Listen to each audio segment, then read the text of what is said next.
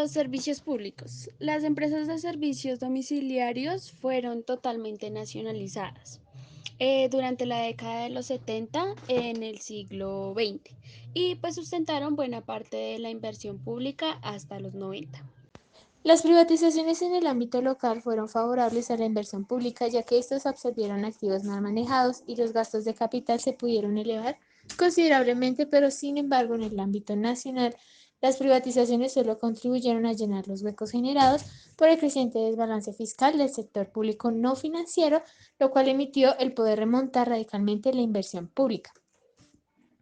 Al permitir las privatizaciones de las empresas de servicios domiciliarios, significaba que se renunciaba a que los políticos pudieran administrarlos hacia el futuro.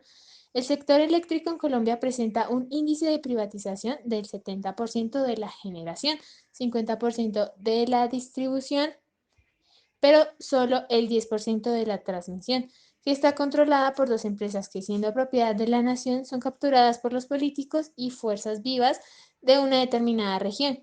La venta de las empresas de energía manejadas políticamente en la región de la costa ha dejado enormes pérdidas a la nación, pero similares ganancias a los políticos envueltos en su liquidación. Las otras electrificadoras regionales presentan pérdidas crecientes en sus balances que deben ser enjuagadas por la nación.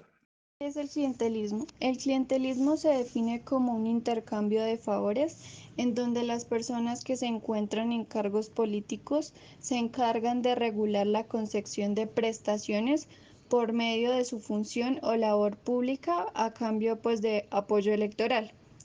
El clientelismo en Colombia en esta época estaba más dependiente que antes de la burocracia pública y de la corrupción pues que ella permitía, pero como el tamaño del Estado prácticamente se duplicó entre 1991 y el 2001, el clientelismo pues pudo continuar reproduciéndose cada vez más, dependiente ahora que antes de la opinión pública local, de las movilizaciones sindicales y de otras fuerzas políticas en el campo electoral.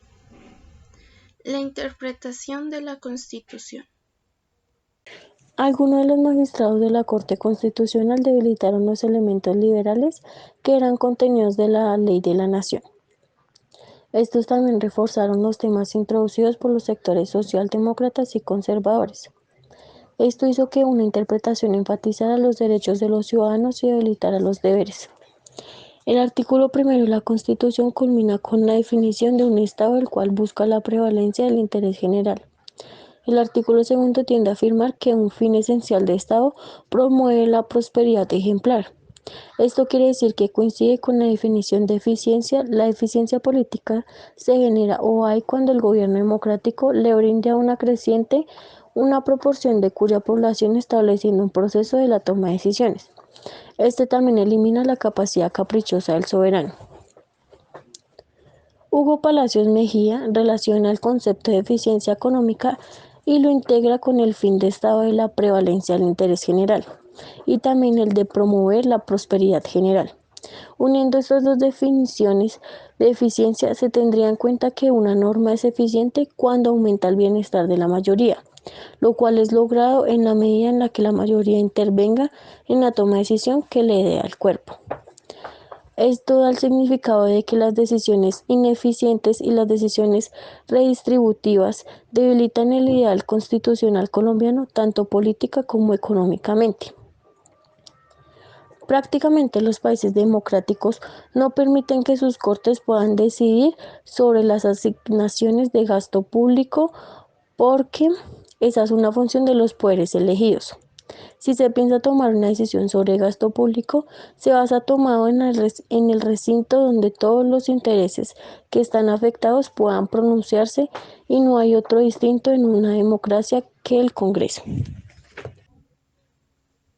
El sistema judicial desde la perspectiva del liberalismo tiene la función de defender los derechos de propiedad. Pero, ¿qué son los derechos de propiedad? Estos son los derechos legales y directos que tiene una persona para disfrutar, disponer y reclamar un objeto o propiedad sin afectar los derechos de otros ni exceder los límites prescritos por la ley, como por ejemplo su casa, su automóvil, sus animales o sus joyas. Sin embargo, la Constitución dio paso para que el sistema de justicia fallara en función de clase o de reparación histórica. El sistema financiero roba a todos los deudores y ellos tienen el derecho de quedarse con lo prestado. Un ejemplo de esto es cuando uno solicita créditos de hipoteca con intereses altos a un periodo de tiempo largo.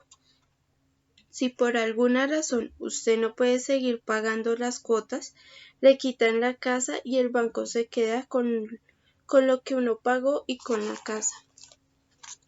Estas acciones corresponden a graves vacíos del ideal de la justicia eficiente. Esto genera la interrupción de los intercambios e impide el desarrollo económico. El veredicto de los jueces está ligado a la clase social en la que pertenece la persona. Los jueces votan a favor cuando la persona participa en la economía formal, es beneficiario de la otorgación del gasto público, goza de los servicios del Estado. Y en contra, cuando la persona participa en el sector informal, no tiene estabilidad laboral, precarios servicios del Estado. Conclusión. La primera Corte Constitucional hizo una interpretación en contra de las letras y el espíritu del contenido en los primeros dos artículos de la Constitución de lo que ella era la guardiana. Dentro de la Constitución ofrecía mejores condiciones y beneficios a la población empleada en el sector formal, dejando así a un lado a la población del sector informal de la economía en Colombia. Uno de los casos que marcó la historia de Colombia fue la crisis que estremeció la economía, ya que se experimentó un desequilibrio financiero y fiscal, provocando la caída del PIB del 4,2% en el año 1998 a 1999, cuando el presidente Andrés Pastrana estaba de turno, provocando así que la deuda pública se extendiera fuertemente y los inversionistas empezaran a hacer operaciones de alto riesgo gobernados por el aumento del precio de vivienda que crecía hasta un 50% anual. Por otra parte, se puede afirmar que la nueva Constitución está respaldado e influenciado por el modelo económico que rodea al país, ya que consiste en una combinación de una mayor intervención por parte del Estado en la economía, una descentralización sin autonomía, una reducción de la libertad económica y un aumento de libertades políticas.